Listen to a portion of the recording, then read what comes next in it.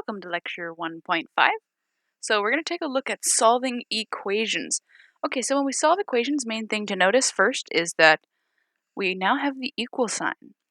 Okay, so before we were looking at more expressions. So when you're working with expressions, you're sort of restricted to certain things you can do with them. But now that we're in equations, we have this thing called the multiplicative property of equality, or the MPE. Let me write that down. MPE. And you'll probably know this as a saying, what you do to one side, you can do to the other. So, what do we mean by one side?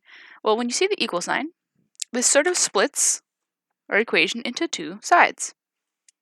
And I can add, subtract, multiply, or divide any number to this side as long as I do it to the other side. So that's really handy when we're trying to solve equations. But remember, we can only use this rule if we actually have an equation, so we can't use it on expressions. Okay, but now we're working with equations, so we can use this. So here we are with our first example. It is solve. So this is a linear equation, and how do I know it's linear? Well, take a look at the variables. There's an x and an x. Okay, let me show you another example down here real quick. We'll pop down here. Look at this x. That has a square on it. If I see a square that is not linear, that's quadratic. This one, we don't have anything higher than a power of 1. So this is a linear equation. Okay, and the plan for linear equations is to get x on one side. Let me write that in red, maybe. Get x on one side and the numbers on the other. Okay, that's the plan when you see a linear equation. Okay, so why not take a second and see if you can figure out how to get x to one side. Okay, I am going to go ahead and choose the right side to be where I want my x to be, which means I want to get the numbers on the other side. So let's go ahead and subtract 3x from both sides. And what some people will do, and I'll allow this on the work for your class, some people like to draw a light line down here so they remember to keep the equal sign lined up, and so they remember to be working on both sides of the equation. Okay, when we do that, that cancels out there. 4x minus 3x is going to be 1x. That equals 0, and then bring down the 5. Okay, next thing to do is to add the 5 to both sides to get the 5 on the other side. And then we have 5 equals x. There we go, and boxing our answer. 5 equals x is the exact same thing as x equals 5. So if you had decided to move the 4 to the other side, you'd still end up with the same answer. Alright, so that's for linear equations. Main idea, get x on one side, or your variable on one side, and the numbers on the other. Okay, let's look at example 2, solving for a variable. So the difference here is there are no numbers. Okay, it makes it a little bit trickier, but same idea kind of happens. Whereas in this equation, we had numbers to play with. Now we have no numbers to play with. Okay, so first I want to identify the variable I am trying to solve for. I'm trying to solve for b. So where is b? There and there. B shows up in two places. So my goal is to get b on one side. Get b to show up once on one side. Kind of like how x used to be showed up twice, and we got it to show up once on one side. Same sort of idea. So what I'm going to do first is let's get rid of the fraction. If you can get rid of any fractions, that's a good idea. It makes things simpler. So let's go ahead and put this over 1, and then use the, crisscross method. Okay, cross multiplication. So we'll multiply the b to the c minus a, and then the 1 to the b plus a. Might be a small review on this. Remember, you can use the cross multiplication if you have an equal sign, and there are two fractions equal to each other. Okay. Now let's go ahead and use the distribution property and multiply things out. So go ahead and multiply those out. So BC minus BA equals, well, let's just multiply by 1, so let's just write B plus A. Okay, now remember, I'm still trying to solve for b, so let's figure out where b is. B is showing up, 3 times. Let's go ahead and just get everyone who has b on one side, which means I'm going to subtract b from this side. Okay, subtracting from both sides. Because we have an equation, we can do this. BC minus BA minus B equals A. Okay, well now we have B showing up on one side at least. How can we get B to appear once? Well, each of these terms have a B. And what do we know when terms all share something in common? We can do something. We can factor that term out. Okay, let's go ahead and do that. So factor out the B. And what's left? Well, from this term, there's only a C left, minus A, minus, when we take away the B, there's going to be a 1 left, equals A. Ooh, B now appears once. Pretty good. But B is not by itself yet. I need to get B by itself. So B is being multiplied by this large term, factor. So to get rid of it, to get rid of multiplication, we use division. Okay, divide both sides by the same exact thing. And what do we have?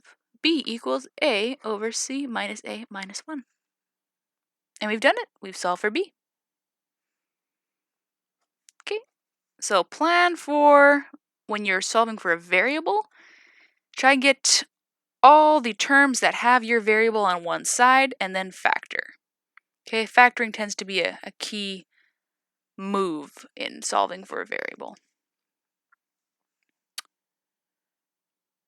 All right, so now we're moving past linear equations and we're going to look at quadratic equations. Okay, so quadratic equations, remember, they're recognizable by that little square. Okay, the square on the x and not on the other x. That's how we can recognize them. So there are 4 different ways we solve quadratic equations.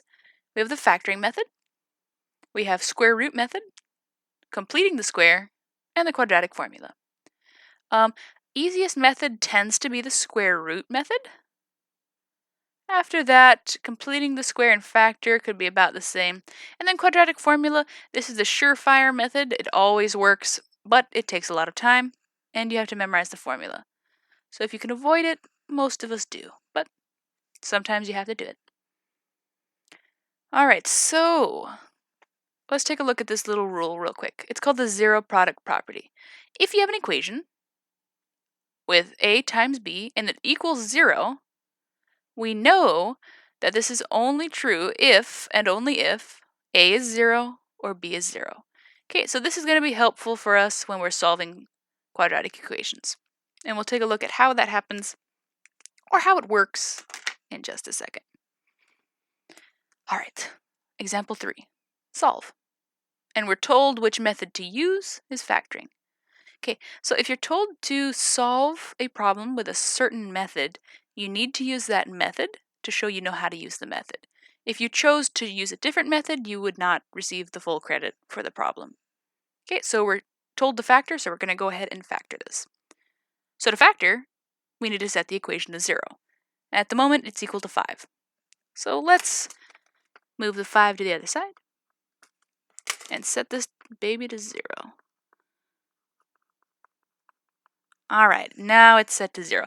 So we're going to go ahead and factor. And when we factor, we want to set it up into 2 binomials. So how will we factor this? Well, the nice thing is the x squared here only has a term of 1. So I know the only way to get x squared is to say x times x. Now we have to take a look at the last term, the 5. This is a minus 5. So how can we get a minus 5? Well, the only way to get a subtraction is if you're multiplying together a positive and a negative. That's the only way to get another minus sign. Okay, because minus times minus, that would be a positive. So let's take a look at the factors of 5. We want to use factors of 5 so that when we add or subtract them, we'll get a negative 4. So factors of 5 are just 1 and 5. Not too bad. Can we add or subtract these to get a negative 4? Yeah. So if you did 5 minus 1, that would be positive 4. We don't want that. How about negative 5 plus 1? That would give me the minus 4. Awesome. So we're going to use that. So the 5 is the negative, and the 1 is the positive. And there we go, we have factored it. Now the last thing to do is, because this is an equation and we're trying to solve, we're going to use this zero product property, which says if we have two things multiplied together that equals 0, do we have that? Yep, this times this equals 0. We've got that down, check. What can we do? This happens if and only if A is 0 or B is 0. Okay, so either x plus 1 must equal 0 or x minus 5 equals 0. Okay, and when we're solving this way, please write out the equal sign equals 0, and please write out the x minus 5 equals 0 as well. And write the or too, so we can follow this property. Okay, so solving both of these, subtract 1, we have x equals negative 1. That's one answer. And our other answer, let's see, adding 5 to both sides, x equals 5. Second answer. Okay, not too bad. Let's take a look at the square root property. So the square root property, it's what its name sounds like.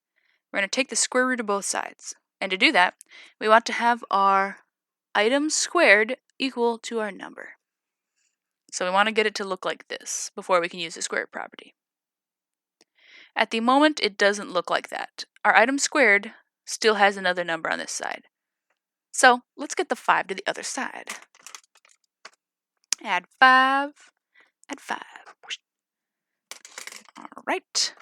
X squared equals 5. Now this looks a lot more like what we want it to be.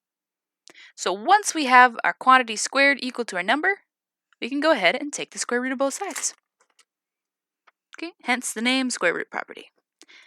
But when we do this, please remember you need to have a plus or minus sign, okay? Because there are two solutions when you take the square root.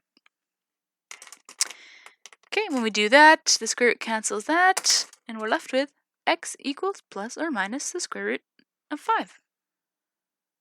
And we can leave our answer as this radical form because we cannot simplify under the square root. And there we go. Okay, so factoring property, square root, got a few more to work through. Okay, completing the square. This one's kind of fun. Got a few steps, but it's fun. Okay, so here we go. I have the steps outlined for you. First thing we want to do is move the constant. Well, let's take a look at this problem. First off, do I know if this is a quadratic equation? I do. I have the x to the 1 power and the x squared. Okay, it's quadratic. Good. Okay. So let's move the constant to the other side. Who is the constant? The constant is the 6. So add 6 to both sides. 2x squared minus 8x equals 6. Now what I want to do, before I continue, notice all of these terms are even. So I can simplify this and make my numbers smaller, and thus easier to work with. So I'm going to go ahead and divide all these by 2 to make things easier to work with. Okay, 8 divided by 2 is going to be 4. 6 divided by 2 is going to be 3. Okay, that looks a lot better. The numbers are smaller and easier to work with. Okay, once I do that, I need to make sure I have a leading coefficient of 1. Okay, oh, and I already did that. Oops. Okay, so for the leading coefficient of 1, got rid of the 2, and there we go. My leading coefficient is a 1. I missed that step, but it worked out anyways. Okay, so our leading coefficient is a 1. Check, check. Now we need to complete the square. What does that mean? Well, what I want to do is I want to end up with a perfect square trinomial. And what is a perfect square trinomial? In case you guys don't remember,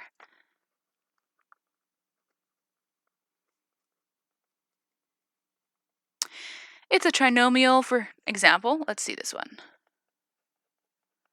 This is a perfect square trinomial. Why?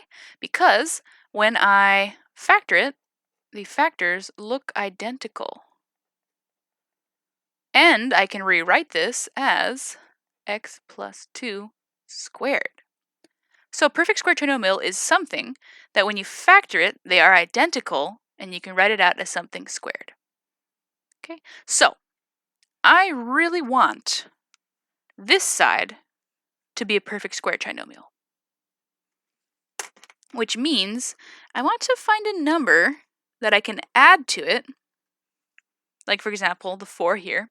I want to find a number that I can add to this that would make it factor perfectly. So I could spend a ton of time guessing and trying to find a number, or I could go ahead and use the formula that somebody else figured out before us. This formula right here, b divided by 2 squared. Okay, so we're going to go ahead and use this formula. That will give me the perfect number. All right, so what's the b value though? Well, the b value is what the b value normally is in a quadratic, the -4. So let's go ahead and find the perfect number. Finding the perfect number. Okay, so my b value is, let me just write out the formula real quick.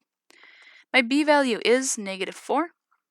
So let's take that, divide by 2, and square it. -4 divided by 2 is -2.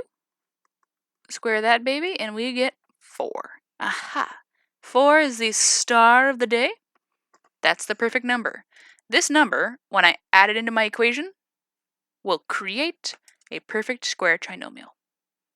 Okay, let's go ahead and add that 4 to both sides. Okay, notice I already said that. I add 4 to this side of the equation, but when I do that, I've unbalanced my equation. So I need to add it to the other side. Okay, this is a step that sometimes gets forgotten, so please make sure to catch yourself if you forget to do that. And continuing. So we have x squared minus 4x plus 4 equals 3 plus 4 is 7.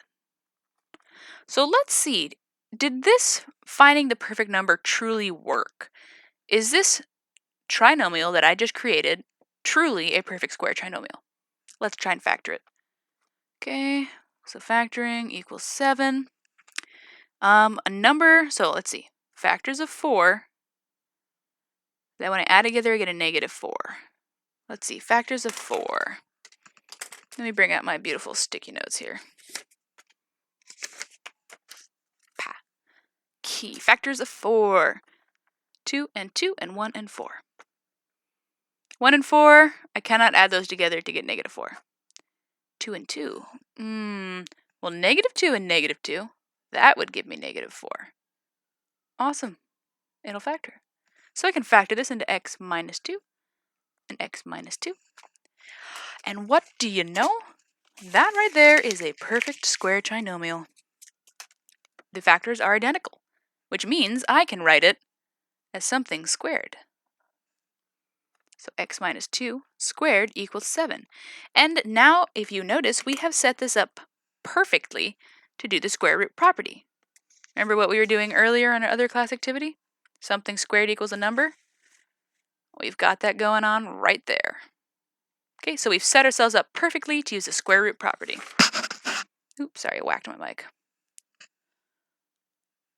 All right, let's use the square root property. Square root both sides, plus or minus, very important. Please remember that plus or minus.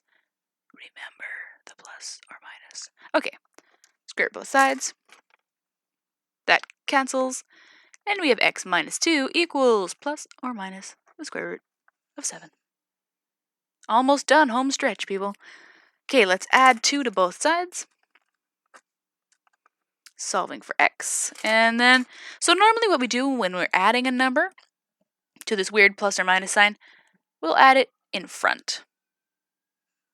Okay, so then we have x equals 2 plus or minus the square root of 7. And since we can't actually add the square root, we can go ahead and just leave it as this form. And that is our answer. Okay, so not too bad.